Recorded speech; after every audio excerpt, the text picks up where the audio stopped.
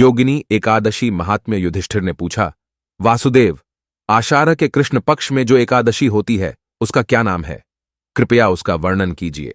भगवान श्री कृष्ण बोले, नृपश्रेष्ठ, आषाढ़ गुजरात महाराष्ट्र के अनुसार ज्येष्ठ के कृष्ण पक्ष की एकादशी का नाम योगिनी है। ये बडीढ़े बड़े पातकों का नाश करने वाली है। संसार सागर में डूबे हुए प्राणियों के लिए यह सनातन नौका के समान है। अलकापुरी के राजाधिराज कुबेर सदा भगवान शिव की भक्ति में तत्पर रहने वाले हैं। उनका हेममाली नामक एक यक्ष सेवक था जो पूजा के लिए फूल लाया करता था। हेममाली की पत्नी का नाम विशालाक्षी था। वह यक्ष कामपाश में आबद्ध होकर सदा अपनी पत्नी में आसक्त रहता था।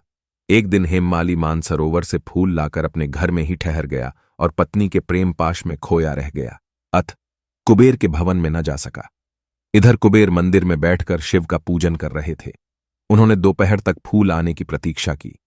जब पूजा का समय व्यतीत हो गया तो यक्षराज ने कुपित होकर सेवकों से कहा, यक्षों, दुरात्मा हेममाली क्यों नहीं आ रहा है? यक्षों ने कहा, राजन, वह तो पत्नी की कामना में आसक्त हो घर में ही रमण कर रहा है। यह सुनकर कुबेर क्रोध से भर गए और तुरंत ही हेममाली को बुलवाया। वह आकर कुबेर के सामने खड्डा हो गया। उसे देखकर कुबेर बोले, ओ पापी, अरे दुष्ट, ओ दुराचारी, तूने भगवान की अवहेलना की है। अत कोरह से युक्त और अपनी उस प्रियतमा से व्युक्त होकर इस स्थान से भ्रष्ट होकर अन्यत्र चला जा। कुबेर के ऐसा कहने पर वह उस स्थान से नीचे गिर गया।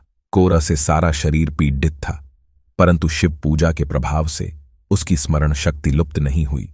तदनंतर वह पर्वतों में श्रेष्ठ मेरुगिरी के शिखर पर गया। वहां पर मुनिवर मार्कंडेय जी का उसे दर्शन हुआ। पापकर्मा यक्ष ने मुनि के चरणों में प्रणाम किया। मुनिवर मार्कंडेय ने उसे भय से कांपते देख कहा, तुझे कोरह के रोग ने कैसे दबा लिया?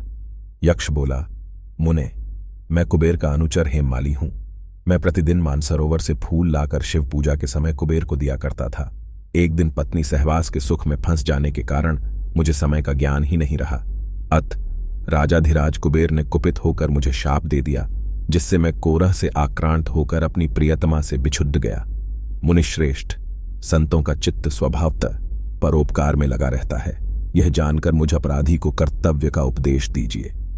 मार्कंडेय जी ने कहा, तुमने यहां सच्ची बात कही है, इसलिए मैं तुम्हें कल्याणप्रद व्रत का उपदेश करता हूं। तुम आषाढ़ मास के कृष्ण पक्ष की योगिनी एकादशी का व्रत करो। इस व्रत के पुण्य से तुम्हारा कोरह निश्चय ही दूर हो जाएगा।